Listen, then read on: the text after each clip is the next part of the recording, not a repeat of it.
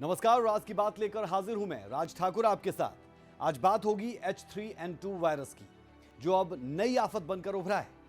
तमाम सवालों के जवाब आपको हमारे खास कार्यक्रम में मिलेंगे। सबसे पहला सवाल कि H3N2 वायरस क्या है, H3N2 के क्या लक्षण हैं, इससे बचाव के तरीके क्या है, H3N2 और कोरोना में क्या समानताएं हैं, केंद्र सरकार H3N2 से निपटने के लिए क्या कर रही है, हरियाणा में H3N2 के कितने केस सामने आए हैं, वायरस के खिलाफ हरियाणा के अस्पतालों में क्या तैयारी है। गाइडलाइंस हमने जारी की हुई है, पहले भी की हुई है, दोबारा फिर हम करने के लिए कह रहे हैं और इसका सबसे बड़ी गाइडेंस यही है कि एहतियात बरतें।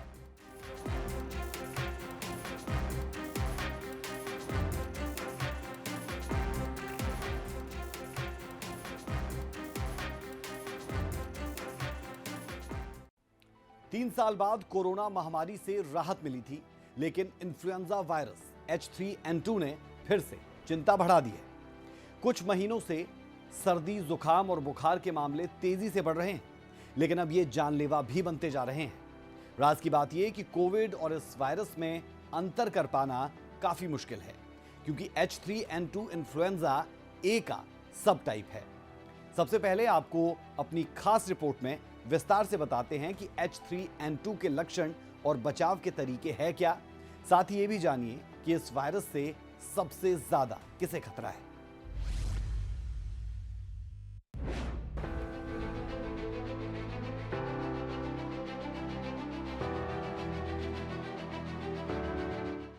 देश में H3N2 इन्फ्लुएंजा तेजी के साथ अपने पैर पसार रहा है।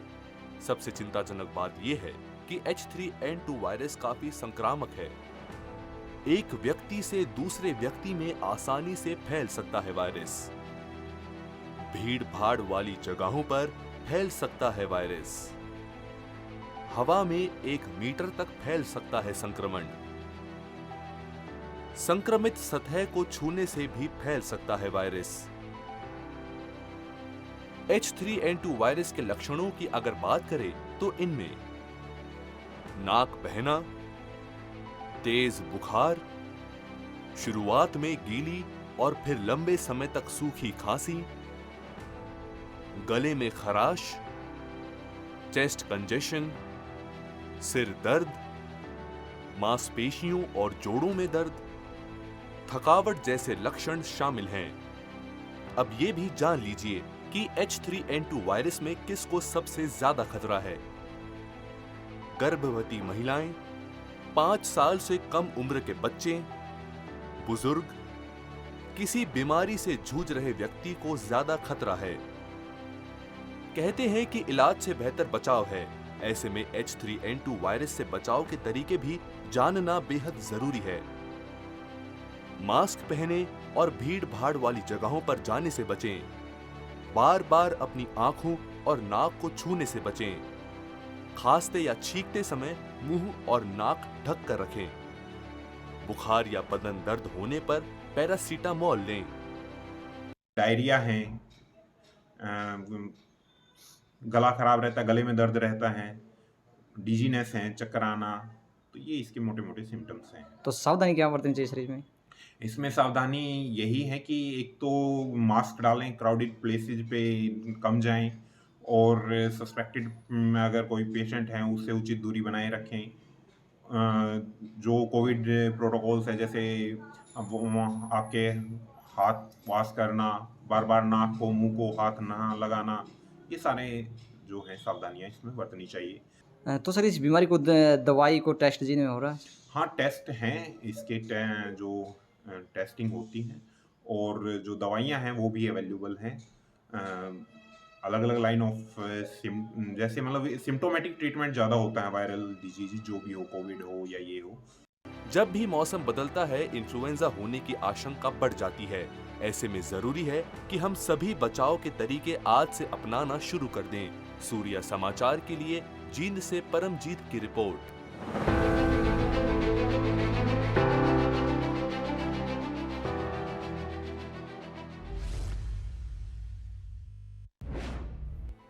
वायरस को लेकर सर गंगाराम अस्पताल के head of medicine doctor SP ब्योत्रा से हमारे संवाददाता विनय सिंह ने खास बातचीत की, जिन्होंने H3N2 से जुड़ी हर जानकारी साझा की, जिसे आपको भी सुनाते हैं।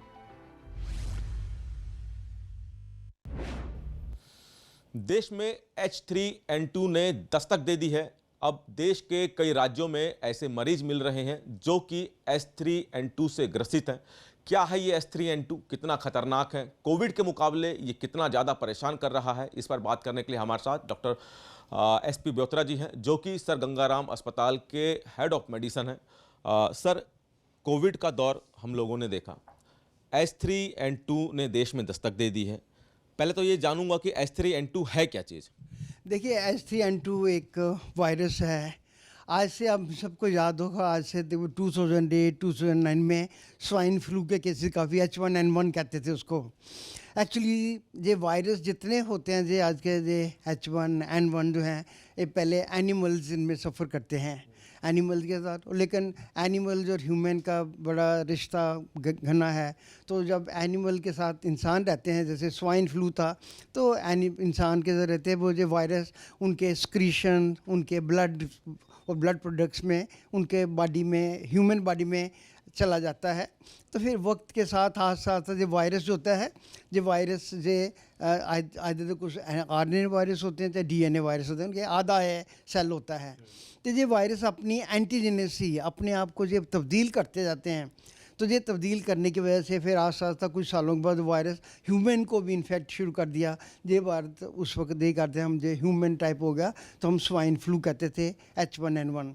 अब ये वक्त के साथ फिर म्यूटेशन चेंज होके ये H3N2 जो बन के चला गया वायरस, ये अभी ये इन्फ्लुएंजा होता है। सर, H3N2 अगर हम बात करें, किसके लिए सबसे ज़्यादा खतरनाक है? बुजुर्गों के लिए, बच्चों के लिए, या फिर जो पहले से बीमार है, उन सब में किसके लिए सबसे ज़्यादा खतरनाक है? ज़्यादा जो उन लोगों के हैं जो एक तो 65 ईयर से एज के ज़्यादा हैं, they are more prone to. Number 2, जिनको डायबिटीज़ की बीमारी है, शुगर की बीमारी है, जिनको हार्ट के पेशेंट हो, किडनी फेलियर के पेशेंट हो, जिनको HIV चाहे एड्स हो, और जिनको पहले कोविड हो चुका है, वो लोग हैं। एंड जिनको और भी कोई इम्यूनो ससेप्टिबिलिटी है, जिनको एस्थमा के पेशेंट हो, दिमाग बार जो लोग क्रॉनिक स्मोकर्स हों, उनके लंग्स कमज़ोर हो गए होते हैं, ये मोर प्रोन टू इन्फेक्शन होते हैं। तो कितना खतरनाक है? क्या किसी की मौत भी हो सकती है इससे? बिल्कुल, देखिए, अगर मौत जैसे बोला, जो इम्यूनो कम्प्रोमाइज्ड हैं उनको नमूनिया भी हो सकता है, इन्फ्लुएंजा। तो ये नमूनिया वाले जिनको भी ऐसा है कि ऐसा, मैं किसी को डराने की बात नहीं कहूँगा कि ऐसा डरना चाहिए। एट द सेम टाइम जो इम्यूनिटी जिनकी कम है बॉडी में, जैसे मैंने वो कंडीशन बताई है, जो उनको जो सफ़र कर रहे हैं, उनको तो बहुत केयरफुल रहना चाहिए। और नंबर 2, जैसे मैंने बोला है कि हमें बस ध्यान रखना चाहिए कि इसके prevention is the still the best thing that we can do. और बचने के लिए स्मोकर को स्मोकिंग छोड़नी चाहिए, खांसी वगैरह के, डायबिटीज़ के, सबको इलाज कराते रहना चाहिए। और कोई भी जो सिम्टम्स होते हैं, अपना इलाज करें। सेल्फ मेडिकेशन अच्छा नहीं है। अदरवाइज़ भी मैं हम लोगों को बोलता हूँ कि वैसे वार्म वाटर पिया करें, जो अच्छा होता है। गर्म पानी में मैं कहता हूँ थोड़ा हनी डाल के पी लिया करें। और सबसे पहले कई लोगों को मैं अपने भारतीय पद्धति में बताते हैं कि पानी में इलायची, थोड़े तुलसी के पत्ते, एक लौंग, काली मिर्च, अदरक डाल के पानी को बॉयल करके रख लें।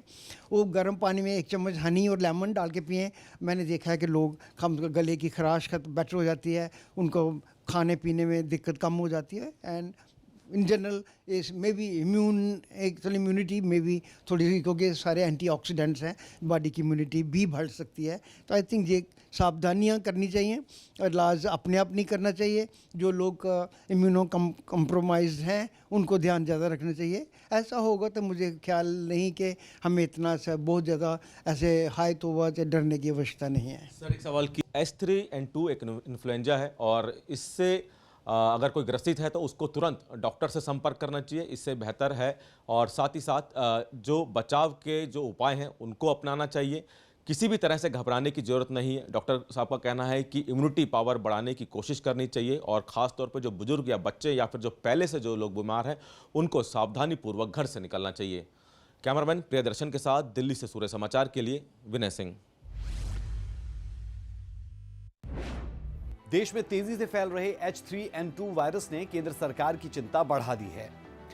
डरा रहे इस इन्फ्लुएंजा वायरस ने हरियाणा और कर्नाटक में एक जान भी ले ली है, जिसके बाद अब केंद्र सरकार भी अलर्ट मोड में आ गई है।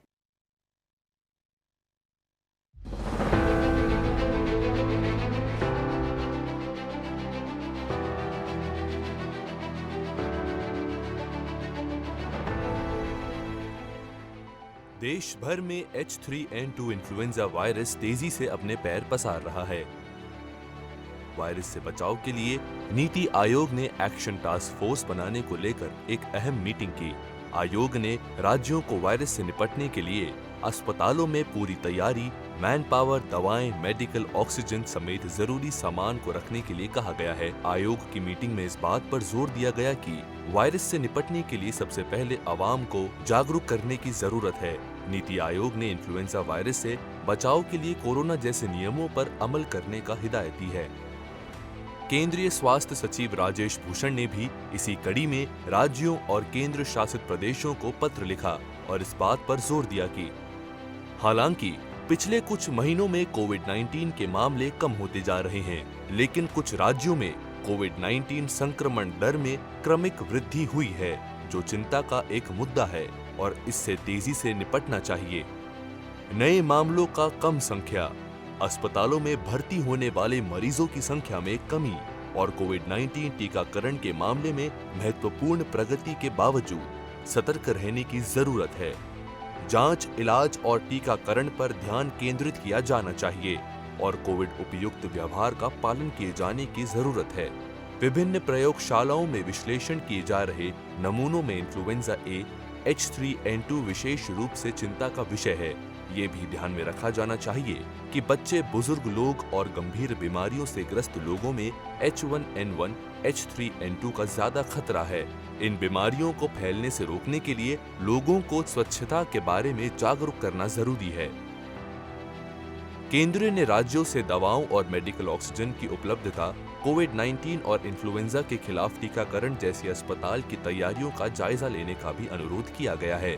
केंद्रीय स्वास्थ्य मंत्रालय ने उम्मीद जताई है कि मार्च के आखिर तक इन्फ्लुएंजा वायरस की रफ्तार धीमी पड़ जाएगी। सूर्य समाचार के लिए ब्यूरो रिपोर्ट।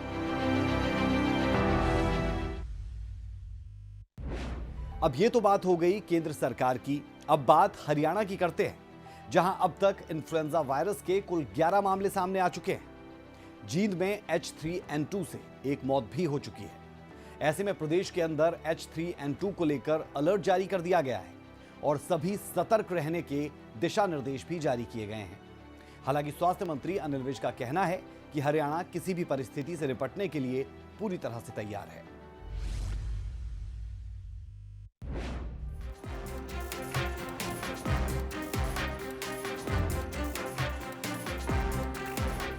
गाइडलाइंस हमने जारी की हुई है, पहले भी की हुई है, दोबारा फिर हम करने के लिए कह रहे हैं और इसका सबसे बड़ी गाइडेंस यही है कि एहतियात बरतें। हरियाणा में इन्फ्लुएंजा वायरस के कुल 11 रोगी सामने आए हैं। वहीं जींद जिले के जुलाना निवासी एक व्यक्ति की मौत भी दर्ज की गई है। संक्रमण के बढ़ते खतरे को देखते हुए हरियाणा सरकार भी सतर्क हो गई है। हरियाणा में H3N2 को लेकर अलर्ट भी जारी किया गया है। स्वास्थ्य मंत्री अनिल विज ने अस्पतालों में फ्लू वार्ड बनाने के निर्देश दिए हैं। साथ ही अस्पतालों में वायरस से बचाव को लेकर की जा रही तैयारियां पर अनिल विज नजर बनाए हुए हैं। उनका दावा है कि हरियाणा में H3N2 से लड़ने की तैयारियां पूरी कर ली गई है। गाइडलाइंस हमने जारी की हुई है, पहले भी की हुई है, दोबारा फिर हम करने के लिए कह रहे हैं और इसका सबसे बड़ी गाइडेंस यही है कि एहतियात बरतें और हाथ मत मिलाएं किसी के साथ और बार बार पानी से हाथ धोते रहें और पानी भी ज़्यादा पिएं। प्रदेश के अस्पतालों में 40% लोगों में फ्लू के लक्षण देखने को मिल रहे हैं।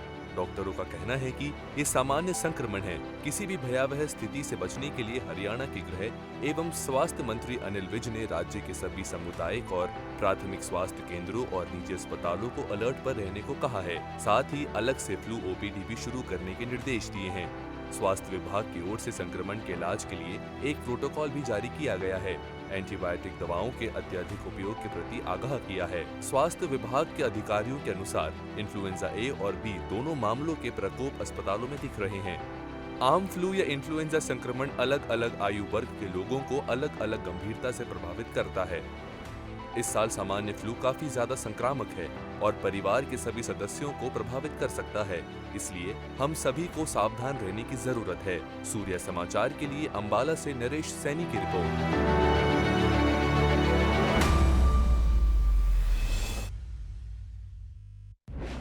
केंद्र सरकार के अलर्ट के बाद हरियाणा स्वास्थ्य विभाग ने भी सभी जिलों में एडवाइजरी जारी कर दी है और अस्पतालों में तैयारियां शुरू हो चुकी है।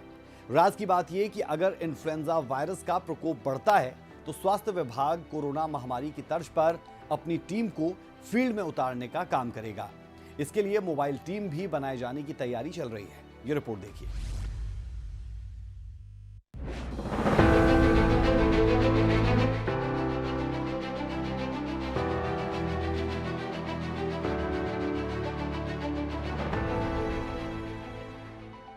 कोरोना के बाद अब लोगों को देश में फैल रहे वायरस H3N2 इन्फ्लुएंजा का डर सताने लगा है। केंद्र ने भी राज्यों को अलर्ट रहने को कहा है। वहीं हरियाणा स्वास्थ्य विभाग ने भी सभी जिलों में एडवाइजरी जारी कर दी है। फतेहाबाद में H3N2 इन्फ्लुएंजा का मामला सामने आने के बाद स्वास्थ्य विभाग अलर्ट मोड पर आ गया है। स्वास्थ्य विभाग ने फ्लू क्लिनिक एक्टिव कर दिए हैं। देखिए, ये मौसम बदलता एक सबसे बड़ा कारण है। जैसे हम देख रहे हैं कि सर्दियां थी, एकदम से मौसम बदल के गर्मी आ गई और फिर से मौसम में हल्का हल्का ठंडापन है। तो ये वायरस है, बेसिकली इन्फ्लुएंजा वायरस है और ये कोई नया वायरस नहीं है, ये ऑलरेडी बहुत पुराना वायरस है। और जैसे हमने कोविड में देखा है कि ये वायरस म्यूटेट करता है, हम सबको पता ही है। तो जैसे एनवायरनमेंट में कुछ बदलाव होते हैं, ये अपने हिसाब से म्यूटेट कर लेता है। तो अलग अलग रूप में ये सामने आता है। पहले कोविड के रूप में सामने आ रहा था, अब H1N1 के रूप में सामने आया, अब H3N2 के रूप में सामने आया है सारे ये बिल्कुल इन्फ्लुएंजा वायरस। इसकी कोई ऐसे स्पेसिफिक दवाई नहीं है, उसका सिम्टोमेटिक इलाज होता है, जैसे लक्षण वैसी दवाई। तो हाँ, सरकार की तरफ से भी यही गाइडलाइंस जारी की गई हैं कि अगर कोई खांसी, बुखार, जुखाम, गले में खराश अगर माइल्ड है तो वो अपना घर पे भी बेसिक दवाइयाँ ले सकता है। जैसे कि बुखार की PCM आती है, सिंपल सिरप ले सकता है, खूब सारा पानी पिए, रेस्ट करे। तेज़ बुखार हो जाए या सांस लेने में तकलीफ़ हो जाए या बहुत ज़्यादा थकान महसूस हो तो वो अपने नज़दीकी डॉक्टर से जाके कंसल्ट करे। पर सबसे इम्पॉर्टेंट है कि अपनी मर्ज़ी से दवाइयाँ ना लें, क्योंकि लोग आजकल तुरंत ही नज़दीकी मेडिकल स्टोर पे जाके सीधा एंटीबायोटिक्स लेते हैं, जबकि ये जैसे कि वायरल है और वायरल में एंटीबायोटिक्स का कोई ख़ास रोल नहीं होता जब तक डॉक्टर को ज़रूरत ना लगे। तो यही है कि बेसिक है तो अपना घर पे रहे, क्योंकि देखिए वायरस है, इसका एक जीवन चक्र होता है। आप चाहे कैसी भी दवाइयाँ लें चाहे ना लें, ये अपना जीवन चक्र पूरा करेगा, जो कि कई बार 6 से 7 दिन का भी होता है और कई बार 8 से 10 दिन का भी होता है।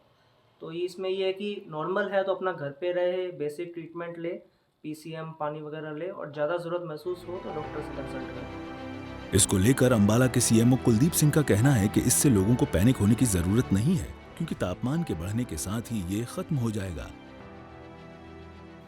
देखिए, जो H3N2 जो वायरस डिटेक्ट हुआ है अभी, और अभी जीनोटाइप सीक्वेंसिंग जो आपको पता है कि मेडिकल कॉलेज रोहतक में और MD यूनिवर्सिटी रोहतक में इसकी जीनोटाइप सीक्वेंसिंग स्टार्ट हुई है। और जो H3N2 है, चाहे H1N1 हो या जितने भी इन्फ्लुएंजा टाइप A, इन्फ्लुएंजा की 4 टाइप होते हैं, A, B, C, D।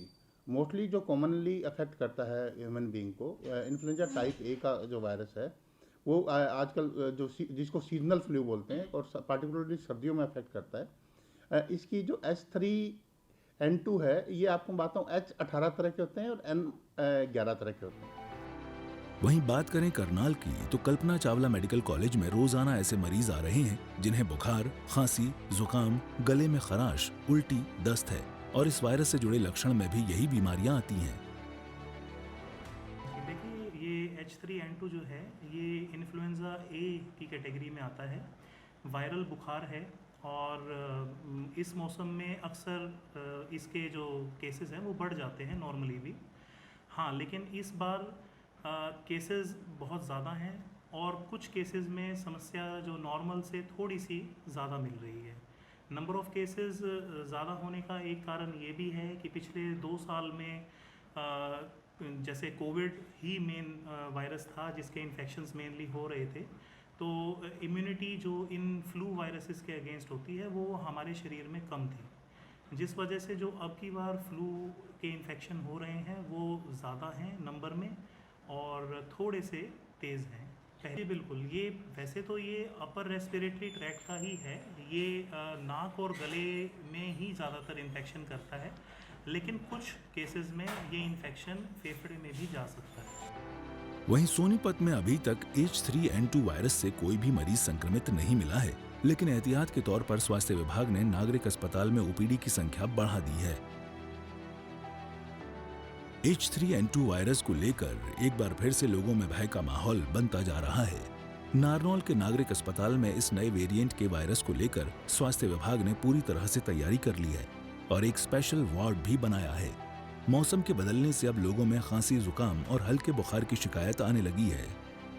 आजकल हमारे पास बहुत सारे जो पेशेंट्स आ रहे हैं H3N2 की क्वेरी को लेके कि ये कौन सा वायरस है और क्या ये कोविड जैसा ही है, तो इसके बारे में मैं आपको बताना चाहूँगा कि ये इन्फ्लुएंजा का ही एक वेरिएंट है। H3N2 इन्फ्लुएंजा ए वायरस है, जो अभी मौसम का एकदम जो बदलाव हुआ है एक्सट्रीम कोल्ड से, और जब हम एक्सट्रीमली हॉट टेम्परेचर पे जा रहे हैं सर्दी से गर्मी की तरफ, तो इस कारण से ये पनप रहा है। और इसके वही लक्षण हैं कि sore throat, cold, sneezing, fever और ठंड लग के बुखार आना। तो इसके लिए हमें यही एहतियात रखनी है कि हम भीड़ भाड़ वाली जगह पे मास्क का प्रयोग करें, हैंड हाइजीन और अपनी सेफ प्रैक्टिसेस, सैनिटाइजर्स का उपयोग करें। वह एक दूसरे के संपर्क में जब आ रहे हैं तो अपना सेफ डिस्टेंस मेंटेन करें। इसके अंदर बुखार, ठंड लग के बुखार आना, गले के अंदर दर्द महसूस करना, सोर थ्रोट जैसे कि खांसी बन जाना और साथ में स्नीजिंग।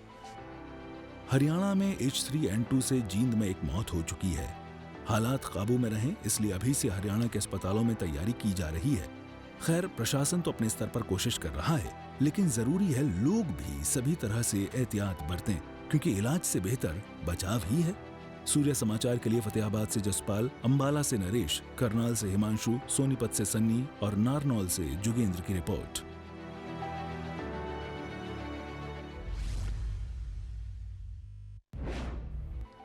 H3N2 इन्फ्लुएंजा के प्रकोप ने पूरे देश में चिंता बढ़ा दी है। इन्फ्लुएंजा के मामले ऐसे वक्त पर सामने आ रहे हैं जब 3 साल बाद देश कोरोना महामारी से उबर रहा है। कोरोना की डरावनी तस्वीर अभी आंखों से ओझल तक नहीं हुई कि इस नए वायरस ने लोगों के जहन में डर बैठा दिया है। राज की बात यह कि कोरोना और H3N2 के लक्षण और बचाव के तरीके भी मिलते जुलते हैं।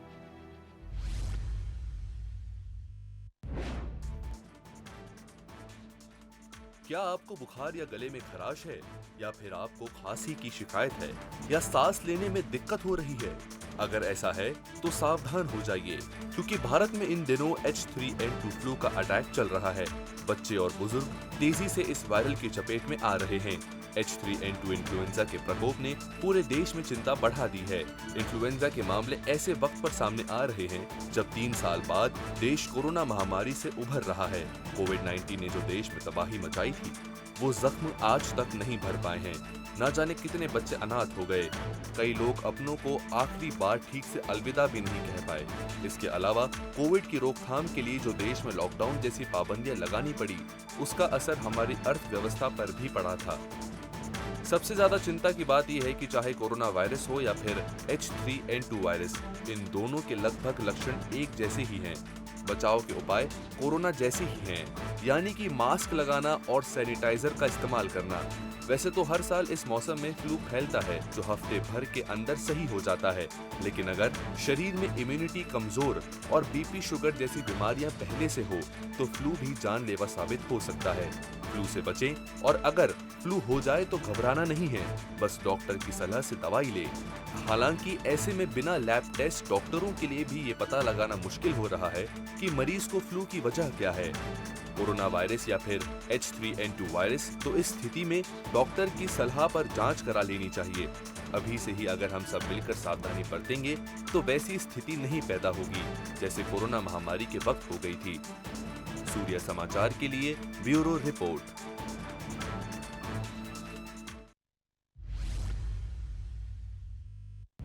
आज की पेशकश का मतलब आपको डराना नहीं बल्कि सचेत करना था, ताकि आप सभी आज से ही सावधानी बरतें। फिलहाल के लिए राज की बात में इतना ही। कल फिर हाजिर होंगे एक नए मुद्दे के साथ, जिसकी तह तक जाकर आपके सामने रखेंगे राज की बात। अभी के लिए इजाजत दें। नमस्कार।